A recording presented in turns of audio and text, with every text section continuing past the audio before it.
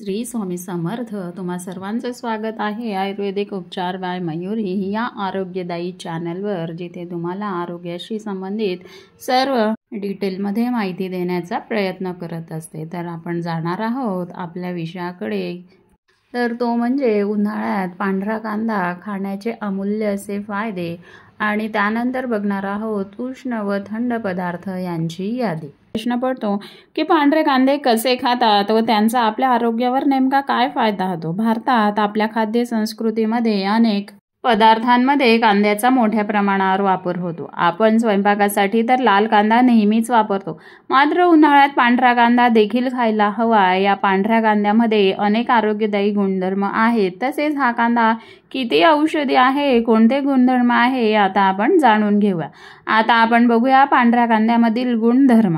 पांढऱ्या कांद्यामध्ये anti inflammatory, antioxidant, anti allergic असे अनेक गुणधर्म असतात.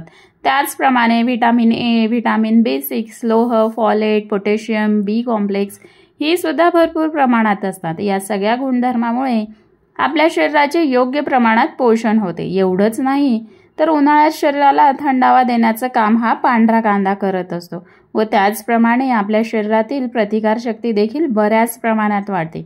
तर आता बघूया पांढरे कांदे खाल्ल्याने शरीराला कोणकोणते फायदे होतात.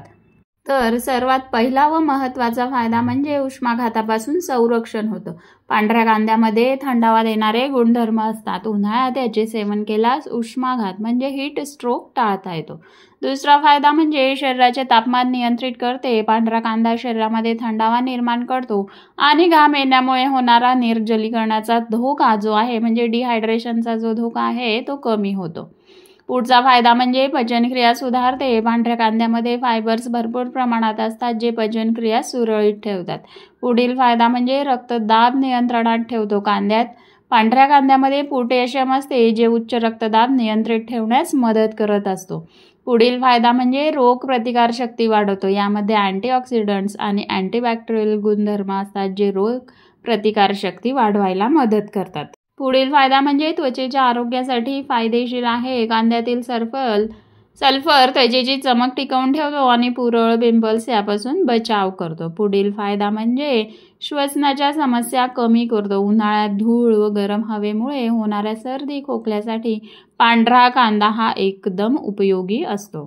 तर हे झाले फायदे. आता बऱ्याच जणांना प्रश्न पडेल की पांढरा कांदा आपण सेवन कसा करायचा किंवा आहारात त्याचा समावेश कसा करायचा. तर मी तुम्हाला आता काही सोपे व चविष्ट असे पर्याय देणार आहे की ज्याच्यात तुम्ही कांदा हा वापरू शकता. तर पहिलं म्हणजे तुम्ही कोशिंबीरमध्ये पांढरा कांदा वापरू शकता. जेवणासोबतच चिरून त्यात मीठ, लिंबू, थोडंसं जिरं पावडर टाकून तयार केलं जाते ही कोशिंबीर. याच्यामुळे उष्णतेपासून शरीराचं संरक्षण होतं. त्यानंतर तुम्ही कांद्याची चटणी करू शकता, ज्यामध्ये नारळ, लसूण, मिरच्या आणि ह्या कांद्याचा वापर करून तुम्ही चटणी बनवू शकता. त्यानंतर म्हणजे पांढऱ्या कांद्याचा रस सुद्धा तुम्ही घेऊ शकता, ज्याच्यामध्ये पांढऱ्या कांद्याचा रस काढून त्यात थोडं मध, लिंबू टाकून ते सुद्धा तुम्ही प्यायल्यास उष्माघातापासून बचाव होतो. पुढील वापर म्हणजे भाजीत सुद्धा तुम्ही वापरू शकता. फोडणीसाठी त्याचा वापर करता येतो किंवा त्याची भाजीही तुम्ही बटाट्यासोबत केली तर खूपच चविष्ट लागत असते. त्यानंतर तुम्ही या पांढऱ्या कांद्याचा रायता सुद्धा करू शकतात. पांढऱ्या कांद्याचे बारीक तुकडे करून ताकात मिसळायचं आहे, थोडंसं जिरं पावडर आणि मीठ टाकायचं आहे. हे झालं तुमचा रायता तयार. त्यानंतर तुम्ही सूप किंवा सलाडमध्येही वापरू शकतात. कांद्याचे बारीक स्लाइस करून सलाडमध्ये टाका, विशेषतः कुकुंबर व टोमॅटो बरोबर. आता हे झाले फायदे. कसा वापरावा, वापरण्याची पद्धत काय आहे हे बघितलंय. आता आपण बघणार आहोत उष्ण व थंड पदार्थ यांची यादी. सर्वात आधी बघूया उष्ण पदार्थ कोणकोणते आहेत की जे उन्हाळ्यामध्ये टाळायला हवं. पहिलं म्हणजे आलं, ज्याला आपण अद्रक म्हणतो, लसूण, मिरची, गरम मसाले, हिंग, तीळ, कोरडे मेवे ज्याच्यामध्ये बदाम, अक्रोड, काजू, मटण, चिकन, मद्य, दारू, बेसनाचे पदार्थ जसे की भजी वगैरे तुम्ही खातात ती, मोहरी, सुकीमेव्याचे जे लाडू असतात ती, अंडी, सूर्यफुलाचं तेल, चहा, कॉफी, संत्री, आंबा, बटाटा, कारले, मका, मेथी, वांगे, गवार, पपई, अननस, मध, तूर डाळ, चणा डाळ, शेंगदाणे, खजूर, हळद, पनीर, बाजरी, श्रीखंड, आम्रखंड, आईस्क्रीम. फ्रीजमधले सगळे पदार्थ हे उष्ण असतात. पाव, खारी, biscuit, hot drink, cold drink, मासे हे झाले सर्व उष्ण पदार्थ. आता बघूया थंड पदार्थ किंवा शीत पदार्थ ते कोणते. तर पहिलं म्हणजे दूध, ताक, दही, पांढरा कांदा, नारळ पाणी, खरबूज, टरबूज, गोड लिंबू सरबत, गूळ तोही थोड्या प्रमाणात, काकडी, टोमॅटो, साखर, चवदार फळं, गव्हाचे, ज्वारीचे पीठ, गुलकंद, सफरचंद, गाजर, मुळा, कांदा, कोबी, पालक, कच्चा टोमॅटो, कोथिंबीर, पुदिना, भेंडी, बीट, बडीशेप, वेलची, डाळिंब, ऊसाचा रस पण बर्फ न घातलेला, मीठ, पंचामृत ज्याच्यामध्ये दही, दूध, तूप, मध, साखर असतं. त्यानंतर मूग डाळ, ज्वारी, शेवगा तो पण उकडलेला. त्यानंतर नाचणी, माठातले पाणी, एरंडेल तेल, तुळस, तुळशी बी, सब्जा बी, नीरा, मनुका, अंडी ती पण फक्त उकडलेला जो पांढरा बलक असतो तोच थंड पदार्थामध्ये येतो. तर हे सर्व झाले थंड पदार्थ. आता बघणार आहोत उन्हाळ्यासाठी योग्य अशा थंड पदार्थांवर आधारित एक साधा व नैसर्गिक डाईट प्लॅन जो की शरीराला थंडावा देईल, उष्माघात टाळेल आणि पचनसुद्धा सुधारेल.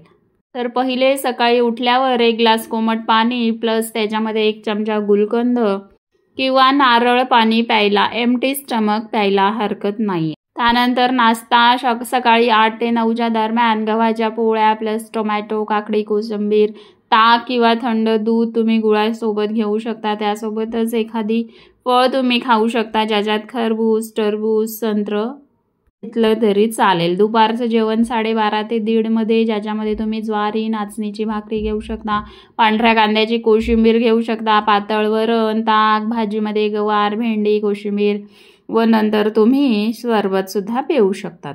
संध्याकाळचं स्नॅकमध्ये 4 ते 5 वाजता थंड ताक, घरगुती सरबत ज्याच्यामध्ये आंब्याचं पन्ह, बेलाचं पन्ह, थोडी साखर, गूळ टाकून केलेली चहा, हर्बल टी ज्याला आपण म्हणतो ती सुद्धा तुम्ही घेऊ शकतात.